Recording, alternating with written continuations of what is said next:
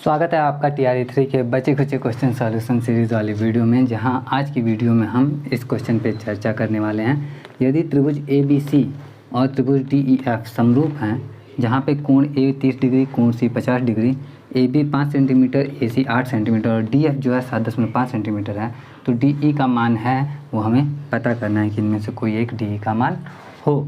तो समरूप त्रिभुज के बारे में थोड़ा सा बताना चाहूँगा, क्योंकि स्पष्ट कर देना ज़्यादा अच्छा रहता है। क्योंकि आप इस वीडियो को देख रहे हो सकता है आपको आ रहा हो, लेकिन बहुत सारे लोग होते हैं जो इनका मैथ्स का बैकग्राउंड नहीं होता है, तो उनको नहीं समझ में आता है। तो उनके लिए है ना कि वीडियो है तो सबके काम आनी चाहिए। आपके काम की नहीं है तो आप स्किप कर सकते हो, लेकिन किसी की काम आ जाएगी तो उसके लिए मैं थोड़ा सा हर क्वेश्चन में मैं डिटेल में बताने की कोशिश करता हूँ। तो इसमें भी बताना चाहूँगा मैं कि दो समरूप त्रिभुज क्या होते हैं। जैसे मान लो कि दो त्रिभुज मैं यहाँ पर बना रहा हूँ।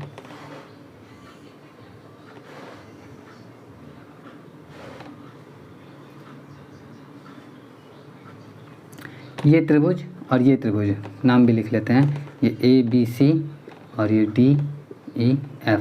इसका इससे कोई कनेक्शन नहीं है, बस समरूप बताने के लिए इसको लिखा है मैंने कि ये दोनों त्रिभुज समरूप होंगे कब, जब इनकी संगत भुजाओं का जो अनुपात होगा ना वो बराबर होगा। कहने का मतलब कि अगर AB बटा DE ले लें, क्योंकि AB के संगत तो DE है, ठीक है। उसके बाद BC बटा EF ले लें, BC बटा EF, और ये बराबर होगा किसके, AC बटा DF के, AC बटा DF के। तो दो त्रिभुज समरूप कंसीडर किए जाते हैं, समरूप कहे जाते हैं जब उनकी संगत भुजाओं का अनुपात क्या हो, बराबर हो। कहने का मतलब कि समरूप त्रिभुज में संगत भुजाओं का अनुपात बराबर होता है। अब समरूप हम समझ चुके हैं, तो अब क्वेश्चन पे आते हैं कि दो त्रिभुज बना लेते हैं। कैसा भी त्रिभुज हम बना लेते हैं अपने पसंद का। जैसे ये त्रिभुज बनाया और एक और त्रिभुज बना लेते हैं। यहाँ पे ABC है, यह है त्रिभुज हमारा AB और C, जिसमें A के बारे में कहा गया है 30 डिग्री है, तो लिख लेते हैं A 30 डिग्री है। C जो है वो 50 डिग्री है, तो 50 डिग्री लिख दिया हमने। AB जो है 5 सेंटीमीटर है, तो यहाँ पे 5 सेंटीमीटर लिख दिया हमने। और AC 8 सेंटीमीटर है, तो यहाँ पे 8 सेंटीमीटर लिख दिया हमने, ठीक है। अब दूसरा त्रिभुज है जिसका नाम है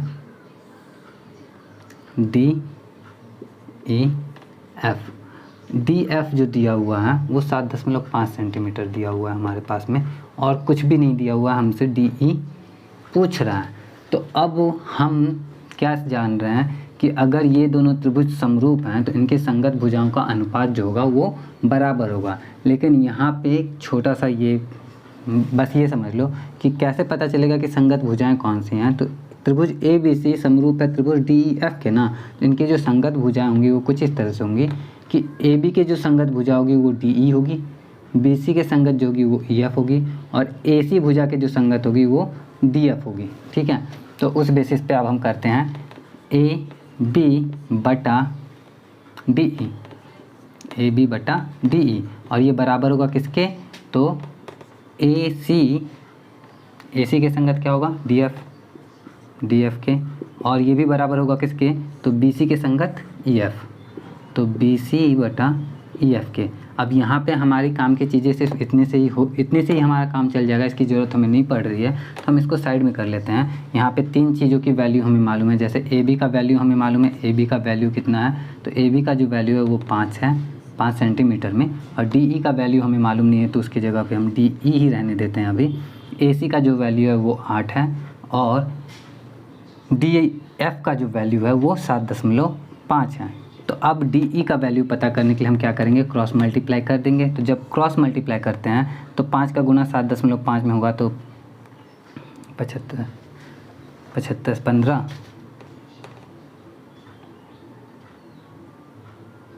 सच में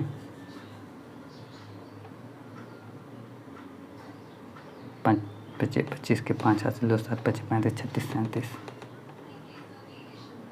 37.5, और इधर हमारा आया 8 DE। तो अब DE का वैल्यू पता करने के लिए हम क्या करेंगे, DE बराबर हो जाएगा हमारा 37.5 बटा 8। अब जब हम इसको काटेंगे तो काटने के बाद हम ये बात तो क्लियरली समझ गए कि 8 से ये पूरा पूरा तो कटने नहीं वाला। तो जब ये 8 से पूरा पूरा नहीं कटने वाला तो जो कुछ भी आने वाला है 8 चौके 32 होता है और 8 पचे 40 होता है, तो 4 दशमलव समथिंग हमारा कुछ आने वाला है। अब हम ऑप्शंस पे देखते हैं अपने, तो ऑप्शन में हमारा 15 सेंटीमीटर, 12 सेंटीमीटर, 14 सेंटीमीटर है, जो कहीं से भी 4 दशमलव समथिंग के आसपास भी नहीं है। तो जस्ट बिकॉज वो हमारे किसी भी ऑप्शन से मैच नहीं कर रहा है, तो इस वजह से इस क्वेश्चन का जो राइट आंसर होगा वो हो जाएगा none of this, option E. तो यही हमारे इस क्वेश्चन का सॉल्यूशन था। उम्मीद करता हूँ कि आपको अच्छे से समझ में आया होगा। अगर समझ में आया हो, वीडियो अच्छा लगा हो तो लाइक ज़रूर कर दीजिएगा, और मैं मिलूँगा आपसे नेक्स्ट वीडियो में नेक्स्ट क्वेश्चन के सॉल्यूशन के साथ।